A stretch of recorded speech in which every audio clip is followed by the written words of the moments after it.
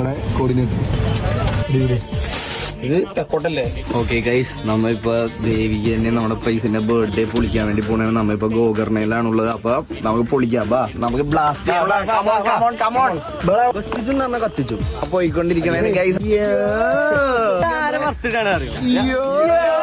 Blast ചെയ്യാൻ പോണേണ്.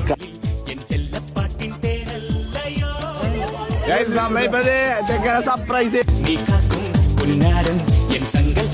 ചന്ദ്രോത്സവം